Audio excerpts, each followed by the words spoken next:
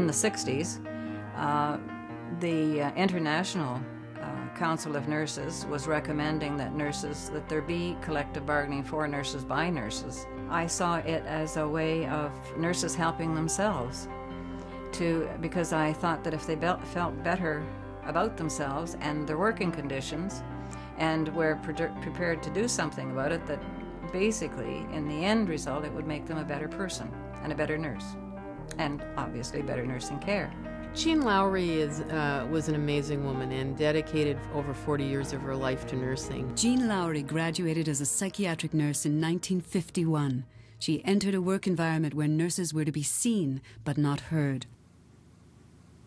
Nurses were the low person on the totem pole. For example, the doctors came first in the hierarchy, and then the head nurses and the supervisors, the head nurses and the senior nurses, and then the grassroots nurses, so to speak. They would complain about their work, their working hours, the shift work, the low pay, the lack of prestige. She used to say that she'd hear nurses complaining over coffee and lunch and about things, but they wouldn't do anything, and she was very disappointed with the apathy. So she became active and said, we need strong people to stand up and speak for nurses and get involved.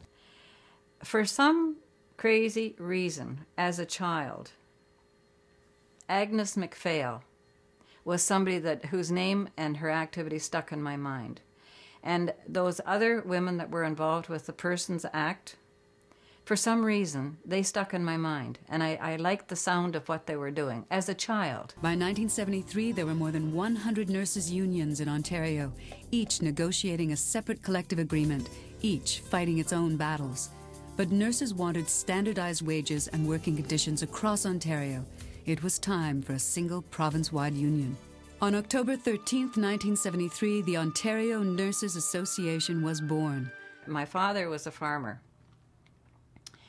and he was born in Scotland, but he didn't have any use for foreigners. From time to time, I would remind him that he in fact was a foreigner as well, as them foreigners, as he referred to anybody other than Canadians and or Englishmen. And my father snorted about these damn unions. And I don't remember getting into any great debate about unions with him. However, when ONA itself was formed, and I said, "Dad, it's a nurses' union," he says, "No." I said, "Well, it is. It's called the Ontario Nurses Association, but it is a nurses' union." I don't think it went down too well. She was at the 1973 founding meeting of ONA when it was established, and she became both the founding president and the first provincial president. There were 104 independent nursing unions or associations that came together under the umbrella of ONA. And I can just imagine what those discussions were back then with all the different views on where we should go and what we should do. In 1974, ONA called a meeting with the Ontario Hospital Association. The union wanted centralized bargaining and a single collective agreement for all Ontario hospitals. The OHA stalled. The nurses hit the streets. Nurses came to Toronto by the busload. The nurses would get themselves out on the street in front of the hotel, and they had signs. The one, honk if you support nurses, and of course these big trucks were going by, and they were making so much noise that the negotiators had the windows open and couldn't hear. I mean, it was kind of an unreal situation.